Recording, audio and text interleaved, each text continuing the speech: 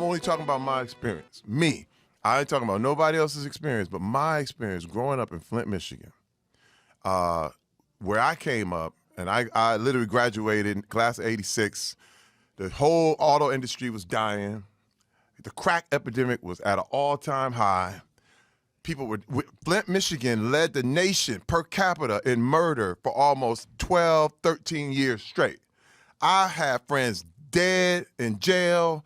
People were dying. It was crazy. And people always want to talk. Anybody wants to talk about violence has never seen it. I'm trying to tell you, when you talk about violence for real and you see it, it's like it's one of the scariest, most crazy things you've ever seen in your life.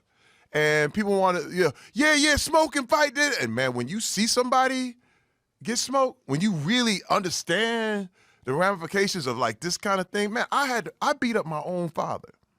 I beat my father's ass as a grown man because he was a drunk. I went through my whole life him beating up my mother. Listen, my earliest memory was him hitting my mother in the face as hard as he could. That's my earliest memory.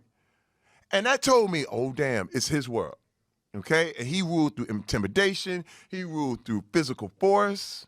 And we were scared of him, man. My whole life, I was scared of my father. I peed in the bed. I was 14 years old.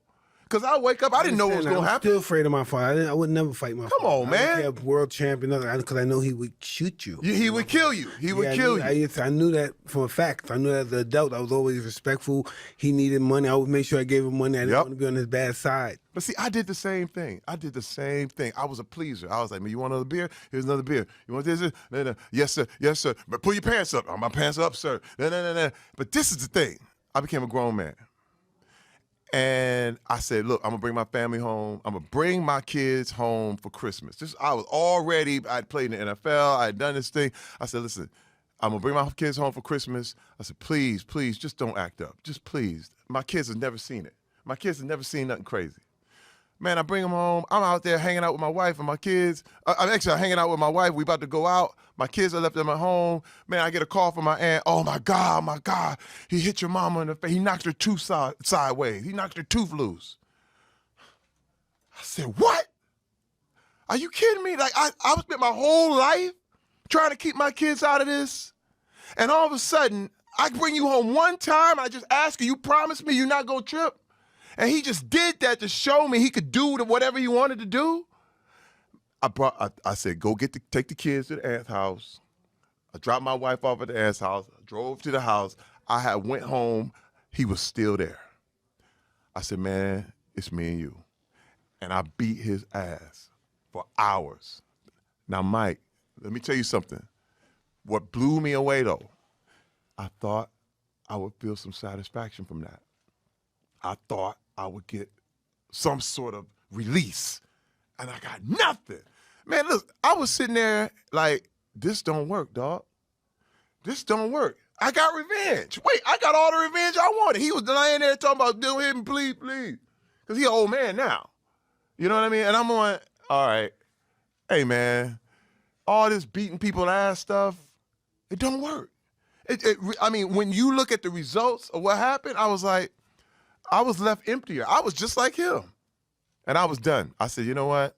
It's just not the way. It's just not the way to go. I choose to not go that route. So tell me, do you feel you have a temper? Oh, definitely. Yeah. Oh, that's how you go in the NFL. You play off pain. No doubt. Play off pain. I played 7 years on the NFL on pain. Straight up. I was angry. I was mad. And that's how allow you to put your head into anything. Me too. I did that with boxing. But was tricky. Then I finished boxing. That doesn't work in the real world. It doesn't.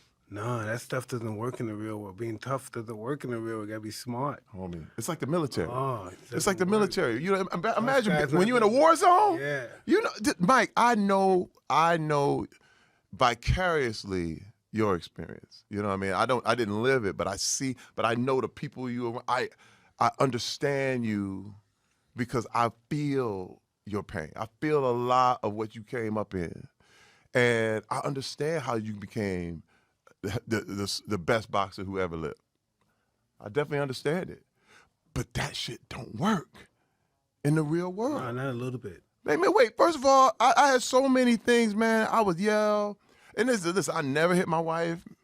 Never did anything like that, but man, I yell the hell out of them. Like, I would create such a scene that was like, man, this dude. And now look, my wife has seen me throw people over her head.